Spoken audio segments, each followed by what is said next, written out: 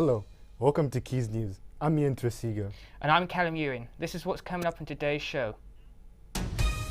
Empty shelves, but for how much longer as supermarkets ration certain vegetables? We'll be discussing the causes and what comes next. A local support group is helping combat loneliness in the LGBTQ+ community. I looked at the city I live in and realised that there's nothing for the LGBT community in Salford. And how much does your job love you? Well, today's National Hospitality Appreciation Day, as we find out how much they feel valued.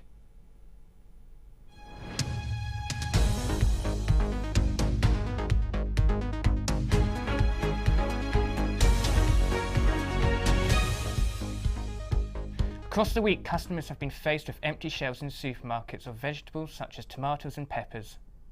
This is due to bad weather in Europe and Africa, affecting crop yields. Our reporter Harry Cohen is in the studio to tell us more about this shortage. Hi Ian and Callum. So because of bad weather in Europe and Northern Africa, mainly snow in Morocco, there's a shortage of fruit and veg here in the UK, mainly tomatoes, cucumber and peppers. Hi Harry. What about the greenhouse gas that the UK's harvest? So throughout winter, the UK on average import around 90% of fresh produce from Spain and Northern Africa. The rest is output from domestic growers here in the UK and in the Netherlands. But because of the cost of living crisis, it is just costing too much to run these greenhouses. So we're having to cut back on how much we grow in greenhouses. We seem to be the only country where these shortages are happening. What about the rest of Europe? Well, since we left the European Union, it's been more difficult for us to make the same trade deals that other countries in the EU can make. So while Brexit isn't the reason for the shortage, it surely is a factor in our inability to access other produce. And how long are these shortages going to last, and what impact will it have? It's unclear at this time how long it's going to last, but Therese Coffey, the Secretary of State for Environment, Food and Rural Affairs, has said she expects it to last for up to a month. The shortages are expected to make prices of fresh produce rise, which will impact those who are already struggling throughout the cost of living crisis. Thank you, Harry. As we approach the end of LGBTQ+ History Month, it is important to look at the issues still faced by the community today. Local support group This Is Me are aiming to help stop loneliness and provide support to those who need it. Our reporter Eleanor Haynes went out to find some more. This is a safe place for LGBTQ people, set up by a man who knows firsthand why it's required. I ended up being put into conversion therapy, I ended up being homeless, I ended up selling myself because my mental health deteriorated. Over half of LGBTQ people have reported self-harming, which is over a third more than heterosexual people. This Salfordian wants to make sure that no one has to go through anything like this alone. My name's Pete Sims. I spent most of my life working in horticulture until I had some severe mental health issues, and I then began to look at communities, and from there I looked at the city I live in and realised that there's nothing for the LGBT community in Salford. The aims are quite simple. It's to be that face and that friend in the community and to hold safe spaces for the LGBT community. The reason I set up This Is Me is because I didn't have it. If I'd had a group which turned around to me and said, "You're okay as you are, and how can we work with you to protect that identity as you are," it would have taken one of those dominoes out, and then the chain of my life would have been very different. If your younger self were sitting here right now, what would you say to him? First of all, I would say you're not alone. You're great as you are. You don't have to change.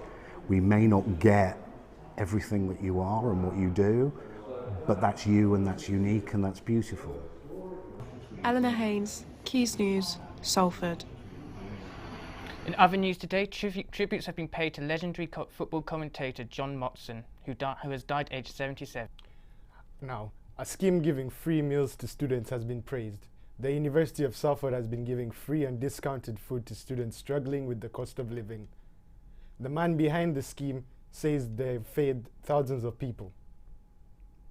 When we initially did the test pilot, there was about 19,500 meals that we allocated. We've released another 50 to 100 per day in different outlets, but we do that 24 hours in advance so people can't bulk order them. Having that kind of option of getting a free uni meal, even if it's only a sandwich or a drink or something, it's still handy to have, and it's one less cost to worry about as a student. Yeah, no, I think it's a good idea. So I got free food near Christmas. I got a free turkey sandwich. And it was very useful because I didn't have any money at the time. Labour leader Keir Starmer has used a speech in Manchester today to lay out his 5 national missions. They include securing the highest sustained growth in the G7, restoring the NHS and making Britain's streets safer. The Labour leader also challenged the Prime Minister to call a general election. Now let's move on to a little field trip. Manchester Museum has recently reopened to the public after an 18-month hiatus. In this hiatus, a South Asian gallery has been worked on. The gallery is the first in the UK to represent British Asian life. Our reporter Afifa Raza went to the reopening. The reopening of the Manchester Museum was met by many people queuing to see the £15 million redevelopment. The museum gives a whole other perspective from the gallery curators who worked in partnership with the British Museum. The exhibition will be consisting of 7 themes across the floor to tell the untold stories of historians. Objects such as CDs, clothing and uniforms have also been displayed. The gallery is curated by the South Asia Gallery Collective, which is a group of educators, journalists, historians and musicians. The Manchester Museum had been awarded this funding to create a South Asia Gallery. I was really interested in what they wanted to do with this government funding and this vision for a South Asia Gallery. And we were asked, what do you want to see in a South Asia Gallery and how do you want to create this gallery? And for me it was, they're actually asking us rather than telling us what we want. The floor will be full of personal stories, objects and many historical artefacts, all which contributes towards the education of the South Asian diaspora. When people talk about why is there so many South Asians in the UK, well, this is why. Because of partition, because of contributing to the NHS, because of the war efforts. South Asia is full of diverse ethnic groups and this museum is just at the start of celebrating its rich culture. The gallery is a permanent mark to show the contributions made by Asians to Britain before immigration in the 1970s. For British Asians today, it is a chance for them to connect with their heritage and understand the role they played with Britain's empire.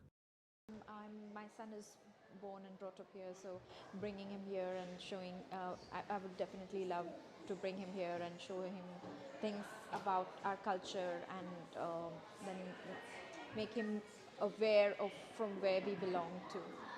One of the main themes of the programme is the music and dance part of the culture. Many British Asians hold on to this as it keeps cultural traditions alive today.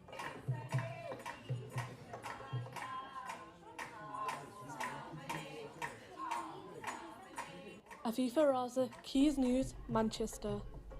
At times while working, we sometimes do not feel appreciated. Well, today could be different as it's National Hospitality Appreciation Day. Our reporter Heidi Kershaw went around Media City to find out how valued hospitality workers feel they are.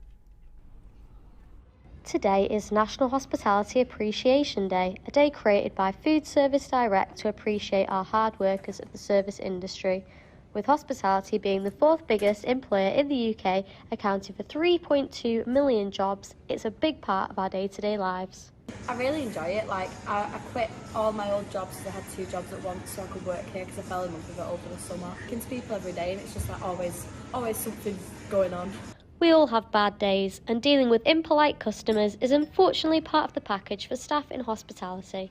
Yeah, it can really change your mood like that, just as really lovely customers can change your mood like that and bring you up, so it can take a toll, but I always try and stay positive and just try and think of all the nice customers we've had and the nice experiences. Customer service can make or break a restaurant or bar experience. But do we ever think about how our behaviour as customers can affect the staff and how important it is to appreciate them as well? The customer is always right, but usually we just try to give each other a hug, a pat on the back and just be like, it's alright, you know, because sometimes we have bad days when we can't be rude to a customer or guests or whatever, so I think just sometimes they need to just understand that we're all human, do you know what I mean? Like, sometimes we make mistakes, you know, there's nothing we can do about it. In 2019, the economic output of the hospitality industry was 59.3 billion, 3% of the UK output. Unfortunately, since COVID-19 and all the lockdowns, our hospitality has suffered greatly, which is why they need appreciating now more than ever. Massive decline in like tips, because obviously people are paying more on card now. Get that people don't have the money at the minute, but it's nice to like, if you do have any spare time, just to come in, get a coffee or something. And that's all we have time for on today's program. You can find more on our socials and online. Thank you for watching. Goodbye.